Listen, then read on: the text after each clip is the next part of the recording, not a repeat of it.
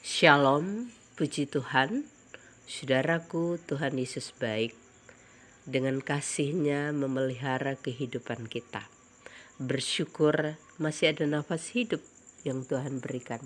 Kita jumpa di dalam firman hari ini. Untuk itu, mari berdoa. Tuhan Yesus, kami bersyukur kami semua tetap dalam pertolongan Tuhan. Kami semua sehat, diberikan nafas hidup dari Tuhan dan waktu yang kami sediakan untuk mendengar hukum-hukum Tuhan, ketetapan-ketetapan Tuhan.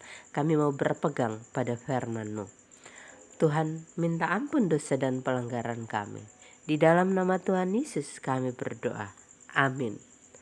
Saudara yang dikasihi Tuhan, firman Tuhan Amsal pasal 1 ayat 7. Takut akan Tuhan adalah permulaan pengetahuan, tetapi orang bodoh menghina hikmat dan didikan. Saudara yang dikasihi Tuhan, yang menjadi perenungan adalah hidup takut akan Tuhan. Kalimat ini mudah untuk diucapkan, tapi prakteknya sulit.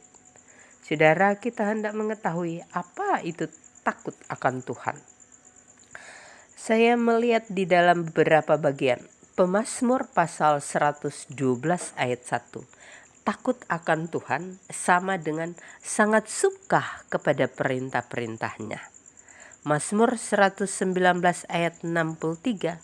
Takut akan Tuhan mengikuti ketetapan-ketetapannya. Jadi takut akan Tuhan mencintai hukum-hukum Tuhan, perintah-perintahnya, dan kita mau melakukannya di dalam kehidupan. Pengkhotbah 12 ayat 13. Takut akan Allah, berpegang pada perintahnya. Jadi hidup kita hidup yang berpegang pada perintah Tuhan, dituntun oleh firman Tuhan. Saudara, dalam kitab Kejadian pasal 3 ayat 8, takut akan Allah meliputi kesadaran Dialah Allah yang marah terhadap dosa dan berkuasa menghukum mereka yang melanggar hukum-Nya. Peristiwa kejatuhan Adam dan Hawa. Mereka takut sudah melanggar ketetapan Tuhan. Saudaraku, dan Mazmur 76 ayat 89. Takut akan Tuhan meliputi kesadaran bahwa Allah marah terhadap dosa, Allah berkuasa menghukum mereka yang melanggar hukum-hukum-Nya yang adil dengan segera maupun di dalam kekekalan. Saudara-saudaraku yang dikasihi Tuhan, jadi hidup takut akan Tuhan adalah orang percaya kita tahu bahwa Tuhan Allah yang kita sembah itu kudus. Maka untuk kekudusan kita harus hidup menurut ketetapan-ketetapan Tuhan. Kita harus mengikuti hukum-hukum Tuhan, harus berpegang kepada firman-Nya dan melakukan kehendak Tuhan dalam seluruh kehidupan orang percaya. Artinya, dalam kehidupan yang kita jalani, menjauhi dosa, memerangi dosa, melawan dosa, melawan nafsu jahat. Begitu banyak dosa kejahatan yang terjadi sekarang ini dan dilakukan secara terang-terangan. Fitnah, hoaks, mencuri, membunuh, seks bebas, dan lain-lain. Dan sepertinya orang tidak takut untuk melakukan pelanggaran terhadap ketetapan Tuhan. Kita lihat orang melakukan dosa malah mempost untuk semua orang tahu. Saudaraku yang dikasihi Tuhan, pengajaran hidup takut akan Tuhan ini menjadi sangat penting bagi kehidupan kekristenan kita, bagi anak-anak, bagi generasi muda kita. Pengajaran hidup takut akan Tuhan ini harus dilakukan secara berulang-ulang, terus-menerus.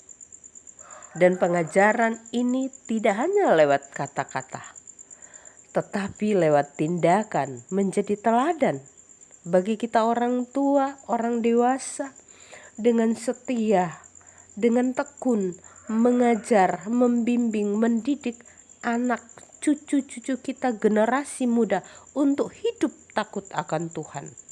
Sehingga kita semua berjalan di jalan yang benar, berjalan di jalan Tuhan.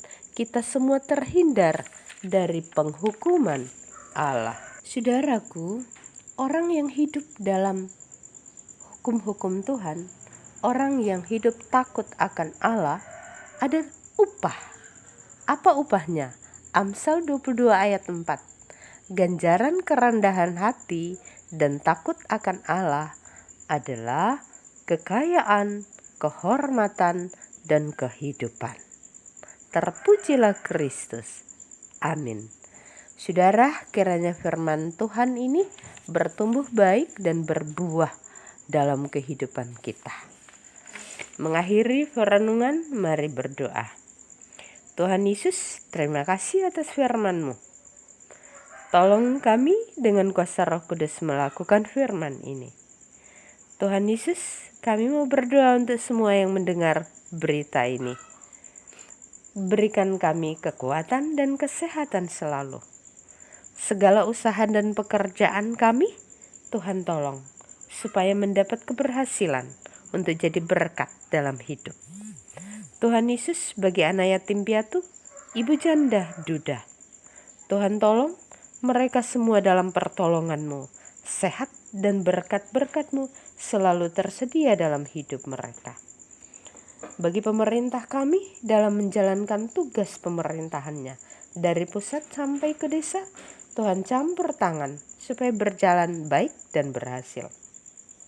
Bagi saudara kami yang sakit, Tuhan tolong mereka supaya diberikan kesembuhan. Kami yang mengalami kesulitan, masalah, berikan kami hikmat surgawi dan petunjuk untuk jalan keluar yang terbaik dari kesulitan kami. Tuhan menolong.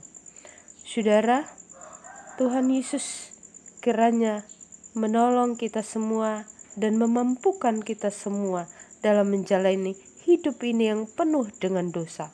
Kita dimampukan oleh Tuhan untuk hidup benar, berpegang pada perintah-perintahnya. Tuhan Yesus, minta ampun dosa dan pelanggaran kami. Di dalam nama Tuhan Yesus, kami berdoa. Amin. Saudaraku, kiranya firman Tuhan ini menjadi berkat bagi kita semua dan bagi semua orang. Selamat beraktivitas. Tuhan Yesus memberkati.